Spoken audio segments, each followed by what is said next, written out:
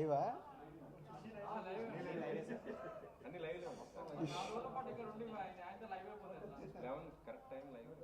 Okay రెడీయా?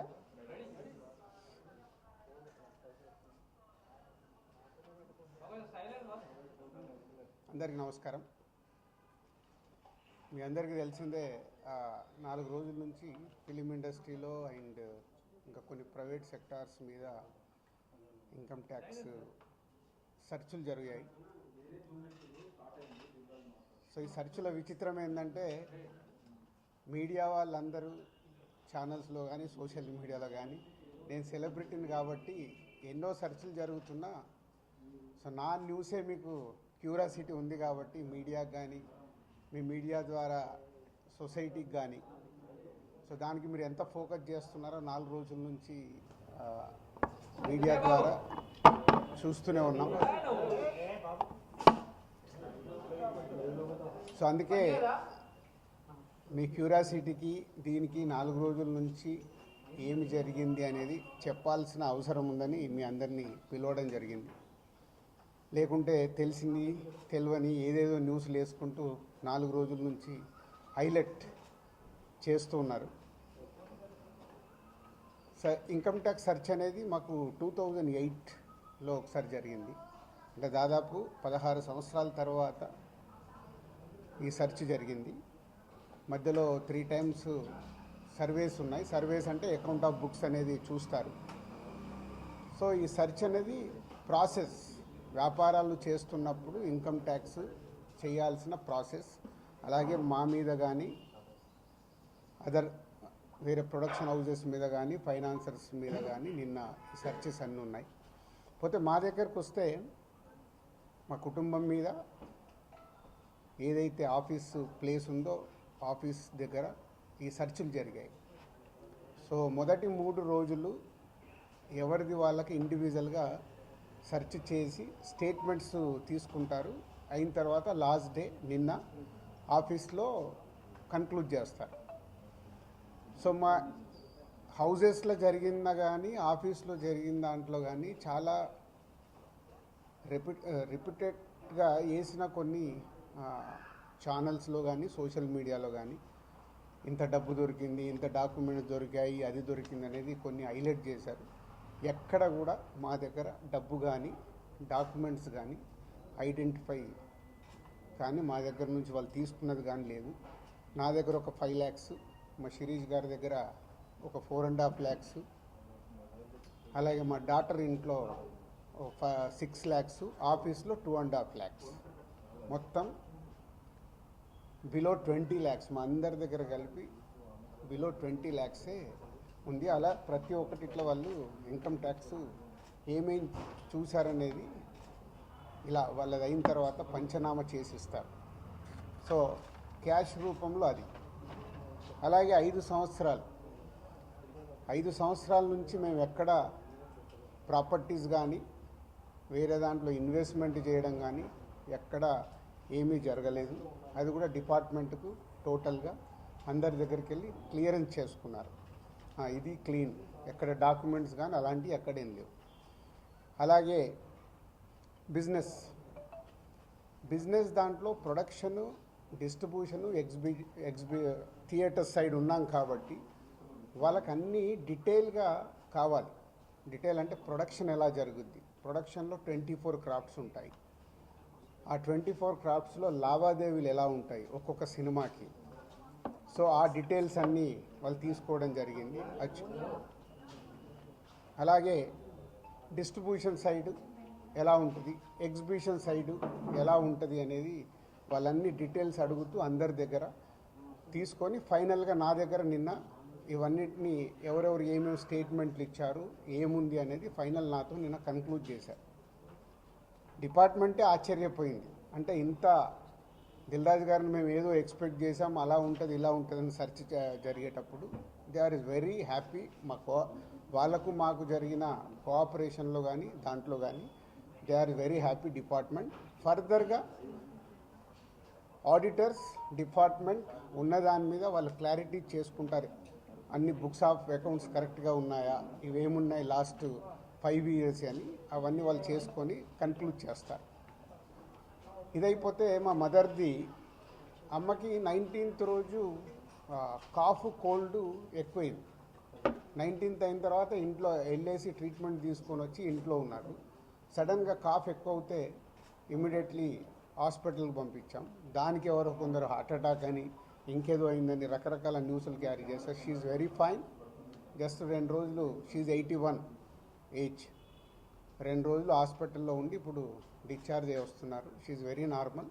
Lungs infection కొంచెం పెరగడం వల్లే కాఫ్ వచ్చింది. దానికి ట్రీట్మెంట్ తీసుకొని వస్తున్నారు. సో దయచేసి నా మీడియా వారిని 4 రోజులు జరిగింది కానీ ఇది కానీ మీకు తెలిసిందో తెలియందో హైలైట్ చేసుకుంటే వేయకండి. నేను ఎప్పుడు రిక్వెస్ట్ చేస్తుంటాను. అంటే ఇప్పుడు నా మీద మీకు ఎంత క్యూరియాసిటీ ఉంటుందో ఒక సెలబ్రిటీగా, అలాగే చాలామందికి అది ఉంటుంది. తప్పుడు న్యూస్ వెళ్ళినప్పుడు అక్కడ వాళ్ళకి ఇటు మాకు తెలిసిన కుటుంబాలు కానీ ఇష్టపడే వాళ్ళు కానీ తప్పు న్యూస్లు వెళ్తాయి. దయచేసి మళ్ళీ నేను ఎప్పుడు చెప్పేదే మళ్ళీ చెప్తున్నాను, తప్పుడు న్యూస్ని బయటికి తీసుకెళ్ళకండి. Okay, thank you. ఎందుకు చేస్తారయ్యా? ఒక్క నిమిషం. 4వ రోజు నాది కాదు కదా, మైత్రిలో జరిగింది, అభిషేక్ మీద జరిగింది, ఇలా అందరి మీద. ఇది ఇండస్ట్రీకి సంబంధించి ఎందుకు టార్గెట్ చేస్తారు? ఇన్కమ్ ట్యాక్స్ అనేది ప్రాసెస్, ఇదేమి ఇల్లీగల్ కాదు. ఇన్కమ్ ట్యాక్స్ అనేది ప్రతి ఒక్కరికి, మీరు కూడా టీడీఎస్లు కడతారుగా, ఎందుకు కడతారు? అస్సలు తప్పు. ఇవే అంటున్నా, రాంగ్ న్యూస్లు మీ ఇష్టంకి వచ్చినాయి అనేసుకొని వేయడం ఎందుకు? అభిషేక్ అగర్వాల్ కూడా ఉన్నాడుగా, మైత్రి కూడా ఉందిగా, వాళ్ళకు ఉన్నదాని మీద 18 years అయింది. మా మీద సెర్చ్ జరిగి 18 years, ఏమో 2 years కాలేదు, 3 years కాలేదు. అంటే ఆఫ్టర్ 18 years చేసే వాళ్ళు ప్రొసీజర్, ఇన్కమ్ ట్యాక్స్ ప్రొసీజర్లోనే జరిగింది. ఎక్కడ ఏమీ లేదు. అనవసరమైన ఎక్కువ మీరు ఊహించేసుకొని హైలైట్లు చేయదు. ఓకే,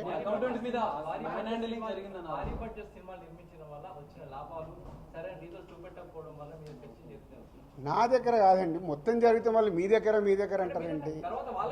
సో అన్నీ జరుగుతాయి. It's a process. ఇందాక చెప్పాను కదా, 24 craftsకు ఎలా స్పెండింగ్ చేస్తున్నారు. ఇప్పుడు మా గేమ్ చేంజర్ ఇంత బడ్జెట్ అయింది, ఎలా స్పెండ్ చేస్తున్నారు. They want all accounts. మేము క్లీన్గా ఉండొచ్చు, తీసుకున్నోడు ఉండకపోవచ్చుగా. సో మా దగ్గరికి వెళ్ళి అన్ని డీటెయిల్ తీసుకొని ఎవరెవరికి వెళ్ళాయో వాళ్ళ ద్వారా చెక్ చేస్తారు. ఎందుకంటే TDS, GST, so many process ఉంటాయి. అంతేగాని ఎక్కువ ఊహించేసుకుంటున్నారు. ఏం లేదని అంటే హైలైట్స్ దాంట్లో ఉండకుండా కొంచెం బయటికి రండి అని నా రిక్వెస్ట్.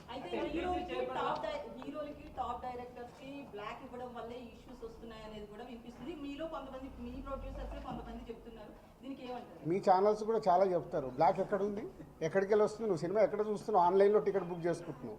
90% బుక్ మై షోలో బుక్ చేసుకుంటున్నావు, పేటీఎంలో బుక్ చేసుకుంటున్నారు. ఎక్కడుంది క్యాష్? 90% అకౌంట్లోనే కదా అందరు మీరు బుక్ చేసుకుంటున్నారు, సినిమాలు చూస్తున్నారు. అది మళ్ళీ మీ ఊహ. ఎవరికి రావాల్సిన స్టోరీలు ఎప్పుడు రాసుకుంటూనే ఉంటారు. ఎందుకంటే మీకు కూడా హైలైట్స్ కావాలి కదా, లేకుంటే కష్టంగా. నేను మీకు అదేనండి చెప్తున్నా, 2008లో అయింది సెర్చ్ నా మీద. ఎన్ని సంవత్సరాల తర్వాత వచ్చారు? 1, 2 ఓన్లీ నా మీదే అవుతే మీరు మాట్లాడేది రైట్. ఇండస్ట్రీలో చాలామంది మీద అయింది కదా. సో దీనికి దానికి లింక్ లేదు కదా. అదే అనవసరమైనది ఊహించుకొని లింకులు చేయకండి అనే నా రిక్వెస్ట్. అసలు నేను ఆఫీస్కి వెళ్ళాను, మరి నాకు ఎవరైనా చెప్పలా.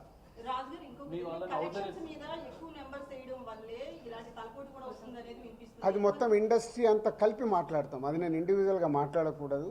అలాంటి ఏదైనా ఉంటే కరెక్ట్ చేయాల్సిందే, ఇండస్ట్రీ తరఫున కరెక్ట్ చేయాలి. 22 నుంచి మీరు ఐటీ ఫైల్స్ చేస్తారా సార్? ఎవ్రీ ఇయర్ ఉంటుంది. 22 నుంచి అంటే ఎవ్రీ ఇయర్ ఉంటుంది. అదే 22, 23 వరకు అసెస్మెంట్స్ అయిపోయాయి. 30% స్లాబ్లోకి ఎంటర్ అయ్యారు కదా, దానికి సంబంధించి కూడా క్లియర్ ఉందా? ఏంటది? ₹40 దాటితే ఐటీ అన్నదాన్ని. మీరు ఎక్కడున్నారండి బాబు? నా కంపెనీ టర్న్ ఓవర్ ఎంత? 30% గురించి మాట్లాడుతుంది. హైలైట్ టర్న్ ఓవర్ నా కంపెనీది. ఎప్పుడో 2008లోనే నా సర్వే అయిందంటే అప్పుడే ఎంటర్ అవుతుంది కదా. ఉంది. అయితే ఫిల్మ్ ఇండస్ట్రీలో రైట్స్ జరగడం కూడా ఒక ప్రెస్టేజ్ ఇష్యూగా కొంతమంది చూస్తున్నారు. డైరెక్టర్లు, హీరోలు వీళ్ళంతా దీనికి ఏమంటారు? అంటే ఇన్కమ్ ట్యాక్స్ వాళ్ళు అదే అంటారు, సార్ మేము వచ్చినామంటే మీరు పెద్దోళ్ళు అని. సో మీ మీద కూడా చేయించుకోరు, మీరు ఫాస్ట్గా పెద్దోళ్ళు అవుతారు. అది న్యాచురల్. అంటే హౌస్ అరెస్ట్ అంటే ఇప్పుడు నేనున్నాను 3 రోజులు, మీడియాలు తీస్తున్నాను, నేను ఎక్కడికైనా వాకింగ్ చేస్తాను, బయటికి వెళ్ళనివ్వరు. కమ్యూనికేషన్ కాకుండా వాళ్ళకి కావాల్సిన ఇన్ఫర్మేషన్ తీసుకోవడానికి అందరినీ డిఫరెంట్ ప్లేస్లో పెట్టి ఫైనల్గా కన్క్లూడ్ చేస్తారు. మీ సినిమా రిలీజ్ అయినాక వచ్చిన లావాదేవీలు వీటన్నిటి మీద అడగడం జరిగిందా లేదా ప్రొడక్షన్ అది ఆటోమేటిక్ అండి, అది ప్రాసెస్, వాళ్ళకి అదే అవగాహన చేసుకోవటానికి. టైంలో దాదాపు క్యాష్ సినిమా అనేది క్యాష్ ఉన్న బ్యాంక్కి వెళ్ళి డ్రా చేసే పెడతారు. సో వాళ్ళకి డౌట్స్ ఉంటాయి. డౌట్స్ ఉన్నప్పుడు క్లారిఫై చేయాల్సిన రెస్పాన్సిబిలిటీ మాదే కదా. సో అలా ఒక్కొక్కటి ప్రొడక్షన్ ఏంటి, డిస్ట్రిబ్యూషన్ ఏంటి, ఎగ్జిబిషన్ ఏంటి, ఎలా ప్రాసెస్లో ఉంటాయి అన్నీ ఎక్స్ప్లెయిన్ చేస్తూ వచ్చాను. మీ దగ్గర 5 lakhs రూపీస్ అని అన్నారు, శిరీష్ గారి దగ్గర 4.5, at the same time Hanshitha గారింట్లో ఎంత స్వాధీనం చేశారు? 6.5 lakhs టోటల్ కలిసి 20 లక్షలండి. క్యాష్ రూపంలో మా ఫ్యామిలీలో కానీ ఆఫీస్లో కానీ 20 lakhs. అది దానికి కూడా ఇది అన్అఫీషియల్ కాదు, ప్రతి ఒక్కదానికి ఇట్లా డాక్యుమెంట్ ఇస్తారు. ఇది 5,50,000 గోల్డ్ దొరకలేదు. గోల్డ్ ఉంటుంది. ఏ లిమిట్లో ఉండాలో ఆ గోల్డ్ కూడా ఉంది అందరిది. యాజ్ పర్ రూల్ ప్రకారం ఎవరి దగ్గర ఎంత ఉండాలో అంతే ఉంది. అంత మెయింటైన్ చేశారు సార్. మెయింటైన్ అంటే మేము రెస్పాన్సిబుల్ పర్సన్ కదా, ఏది మేము తప్పులో ఉండకూడదుగా. అంటే రైట్స్ జరగడం కూడా మీరు ఎంత క్లీన్గా ఉన్నారనేది తెలుస్తుంది కదా. ఇగో నా వైఫ్ 75 లక్షలు. సో ప్రతి ఒక్కటి ఇట్లా ఇస్తారు వాళ్ళు డాక్యుమెంట్, పంచనామా చేసి ఇచ్చేసి వెళ్తారు. అందరికి క్లీన్గా ఉన్నాం. అయితే ఎన్ఆర్ఐ నుంచి పొలిటీషియన్స్ నుంచి కొంత బ్లాక్ మనీ రావడం, దాన్ని ఎక్కువగా ఫిల్మ్ ఇండస్ట్రీలో పెట్టడం ఇలాంటివి జరుగుతాయి అంటారు కదా, దీని గురించి ఏమన్నా? నాకు ఇప్పియరా, నేను తీసుకుంటాను. మరి తక్కువ ఇంట్రెస్ట్లో ఎక్కువ ఇంట్రెస్ట్లు కడుతున్నాను నేను. సంక్రాంతికి వస్తున్న సినిమా మీద ఏపీ హైకోర్టులో ఒక పిటిషన్ అవన్నీ జరుగుతూనే ఉంటాయి. ఎంతసేపు నెగిటివ్ పాజిటివ్ మాట్లాడు. అవన్నీ ప్రాసెస్లో జరుగుతుంటాయి. ఎందుకు వేసారు, ఏది ఆగదుగా, ప్రాసెస్ అది జరుగుతుంది. ఫైనల్ ఐటీ వాళ్ళు ఏం చెప్పారు సార్? ఏం చెప్పాలి, అయిపోయింది, మొత్తం తీసుకున్నారు.